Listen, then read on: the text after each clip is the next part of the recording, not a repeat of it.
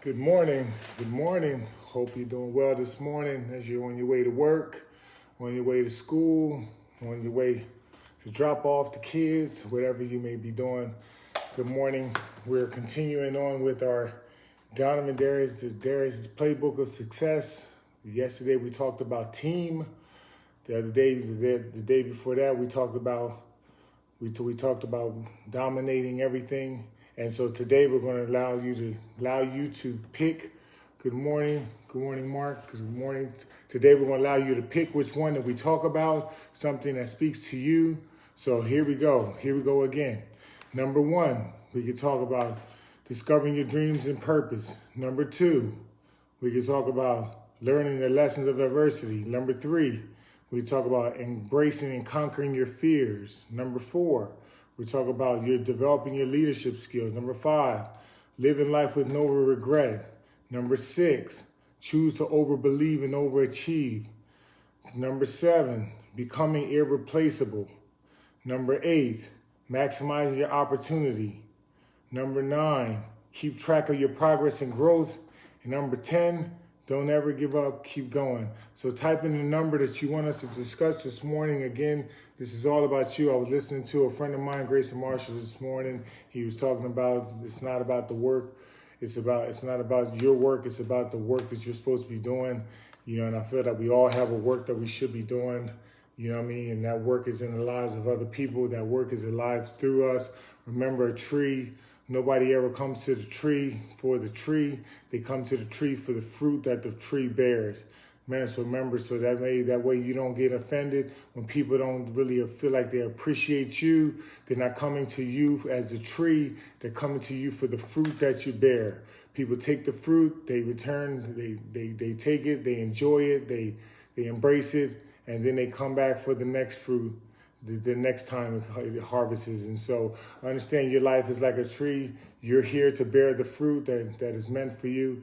Good morning, Pop. You know what I'm saying? And so remember, so go ahead and let me know, type in what number that you want me to talk about this morning. This morning is all about you, morning motivation. Remember, number one, type in number one if you want me to talk about discovering your dreams and purpose. Number two, if you want me to talk about learning the lessons of adversity.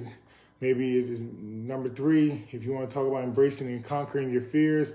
Number four, if you want to talk about developing your leadership skills. Number five, if you want to talk about living life with no regret. Number six, choosing to overbelieve and overachieve.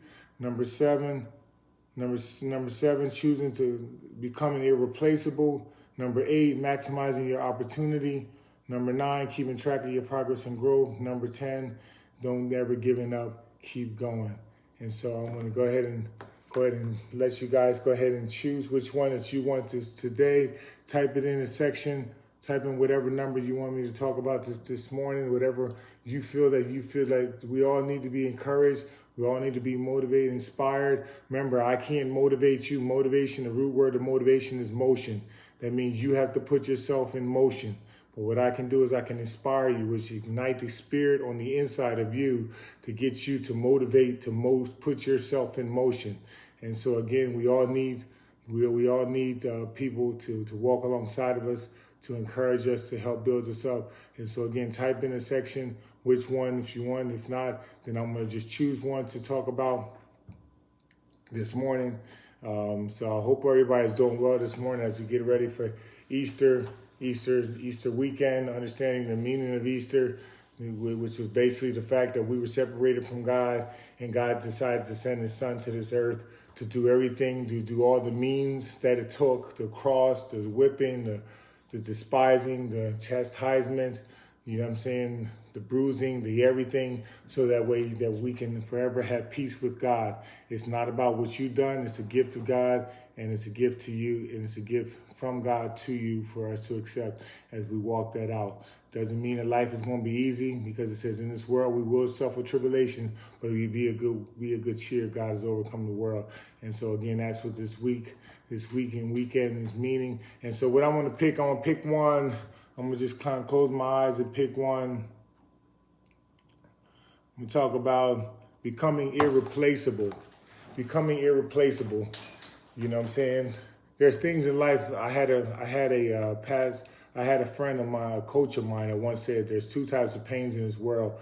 There's the pain of loss and there's the pain of regret. The pain of loss, you can replace something. You lose a shoe, you can buy another shoe. You lose a flower, you can buy another flower. You lose a dog, you can basically buy another dog. But and that's called the pain of loss. But then there's the pain of regret. The pain of regret never goes away. And that regret basically is something that is followed by, I wish I should have, I wish I could have, I wish I did this, I wish I would have did that. So when we talk about living life, when we talk about becoming irreplaceable, we're talking about being in a position where you can't be replaced. It's basically it's being in a position where your character, what you do, your actions, your work become irreplaceable. I'll give you a story. I remember when I was playing in the NFL, my last 3 years, which is to this day still an NFL record, my last 3 years, the NFL, the Jaguars slapped on me the franchise tag. And what the franchise tag meant was that if March the 1st, let's just say March the 1st was the day that you go to free agency, where that means that any team can bid on you and any team can take you, you know what I'm saying? Then what they did is they had a special rule called the franchise tag, which means that 1 week prior to them, you being able to go to the market and go to any team that wants to bid on you, they can slap the franchise tag on you. And that franchise tag just basically meant, it's basically saying, what is the one player, they only had one franchise tag, they said, what is the one player that we can't afford to lose? What is one player that we cannot afford to lose? And in replace of not losing that player, we're going to pay that player the average of the top 5 of salary in his position. And so that means that we can guarantee they can guarantee that person will not go to the market. They can guarantee that person will not be replaced. They can guarantee that person will not go anywhere. And matter of fact, what they also do is they even guarantee that money. The last 3 years of my contract when I was playing football with the Jaguars, those contract years and all this stuff is public knowledge. You can go on Madden and look at this stuff. You know what I'm saying? The first year that they franchise tagged, it was $3 million. The second year they franchise tagged me, you know what I'm saying, it was $4 million. The third year they franchise tagged me, it was $5 million. It kept going up because what they kept saying was, they said Donovan has become irreplaceable. We don't want to replace him with anybody during these years, during this spec of time. So we want to make sure that we hold on to him. My question to you, are you irreplaceable? Can somebody is at your job, in your house? Let's talk about at your job. Are you irreplaceable? Are you someone that your job says that we can't afford to lose you? You're too much of an asset. Your character, your wisdom, your ability, your skill set, your talent is that impeccable that they can't afford to lose you. You know what I'm saying? That's becoming irreplaceable. Or can they just go get somebody else just to do the job that you do? Can they get that? Or have you become irreplaceable? Well, the way you become irreplaceable is you focus on yourself. You study yourself first. You study yourself first. You know yourself. You know your strengths. You know your weaknesses, your areas of improvements. You know that. And then you work on it. Then you build a plan. The second is you build a plan to work on that, to work on that plan, to build yourself into those skill set, to build yourself with that skill set. Then the third thing you do is you practice. You continue to practice your skill set over and over and over and over and over. For me, those skill sets that I wanted to work on that helped them put me in a position of being irreplaceable when it was time was they said, Donovan doesn't make turnovers. Donovan doesn't make turnovers. Donovan tackles. He tackles well. He does a great job there, but he doesn't make turnovers. So what did I do? I took the criticism. Sometimes people take the criticism and they go negative, but I took the criticism of what they said that I couldn't do and I turned it into a positive. I turned it into a program. I turned it into a playbook for myself. And so what I did is I went out and I bought myself a jug. I went and got myself a jug machine. A jug machine is basically that you put a football in and you push it through and it throws you the football. So you basically have your own standing quarterback. I used to have little Simone, my daughter, who was 6 years old. She used to, 6 years old, she used to push it.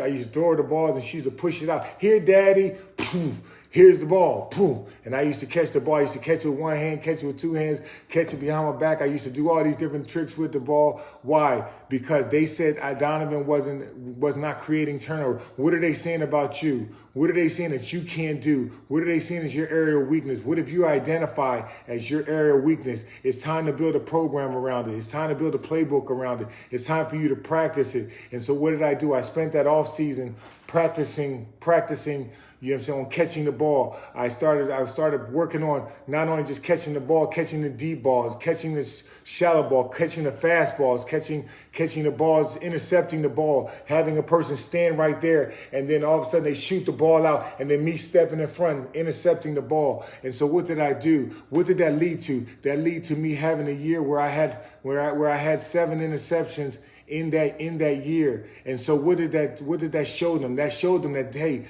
creating turnovers was not a weakness of Donovan's anymore. So their excuse became their expense.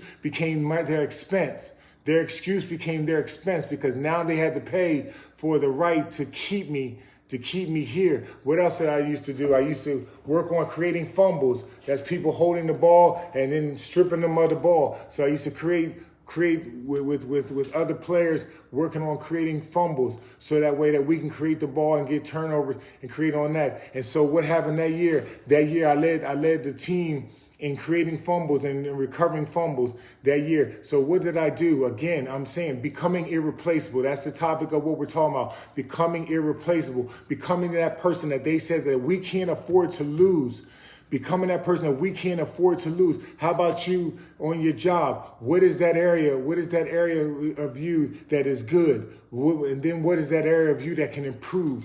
What is that area of you at home that you can improve as a husband, as a wife, as a sister, as a brother, as a friend? What is that area? Has you reached out? Maybe today you reach out to your friend. Maybe you reach out to your friends today and you just say good morning to them. Hey, I was thinking about you. You was on my mind. I hope you have a great day. Maybe that's an area of weakness because maybe you got so busy with work that, you know what I'm saying, that you forgot about your friends, or not that you forgot about them, but time just left by and you haven't reached out to them. So maybe you reached out to them. Maybe you reach out to them today. You become irreplaceable as a friend. Nobody can be a friend like you can. Nobody can be a friend like you. Nobody can be the husband like you can. Nobody can be the wife like you can. What is that? What are the things that you started to do? It says return back to the former things. What are the things you used to do in the beginning that got you the job, that got you the position, that got you the person, that got you the relationship that you need to return back to? What are those things that you used to do that you could start to do again? Listen, I'm speaking to myself just as well as I'm speaking this out loud. I'm thinking in my mind, what are the things that I used to do? And one of the things I used to do is create these videos, create these motivational videos for people that can inspire them throughout the day before around 8 o'clock in the morning time so they can get their day started. So my question to you is, what have you become irreplaceable in?